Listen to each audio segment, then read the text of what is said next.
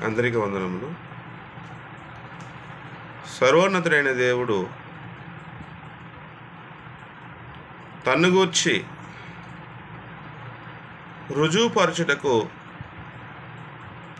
సృష్టిని సృష్టించి సృష్టిలో ఉన్న వాటిని ఆలోచించినట్లయితే నేను మీకు అర్థమవుతానని దేవుడు తన గ్రంథంలో రాసి ఉంచాడు. ఆ గ్రంథము బైబిలు. దేవుని ఎరగటానికి, దేవుని తెలుసుకోవడానికి మానవులందరూ చాలా ప్రయత్నాలు చేస్తున్నారు.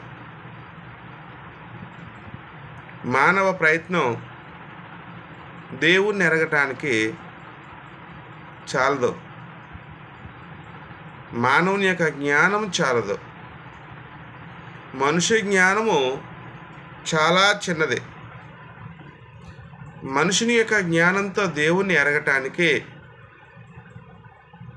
ఎంత ప్రయత్నం చేసినా సరే దేవుణ్ణి ఎరగలేడు.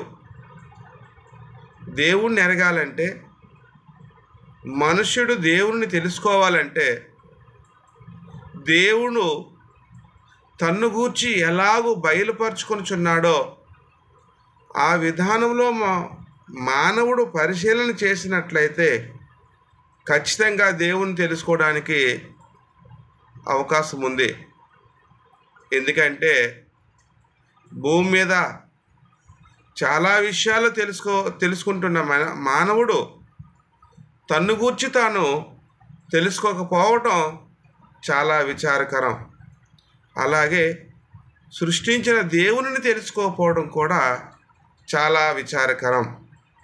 దేవుడు అంటే నీవు అనుకున్నట్లుగా, నీవు ఆలోచించినట్లుగా దేవుడు అలాంటి వాడుగా ఉంటాడని అనుకోవడం చాలా అవివేకం. ఎందుకనంటే దేవుడు సృష్టించగా వచ్చింది సృష్టి. దేవుడు సృష్టించగా వచ్చే ఈ యొక్క సర్వజీవులు కూడా, ఈ సర్వజీవుల్లో ఒక జీవైన మానవుడు కూడా దేవుడు సృష్టించగానే వచ్చాడు.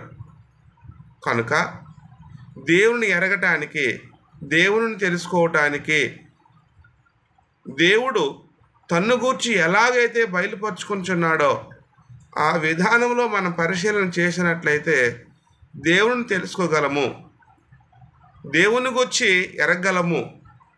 దేవుడంటే నిత్యుడని, దేవుడంటే స్వయంభవుడని మనం అర్థం చేసుకోగలం. అందరికీ వందనాలు.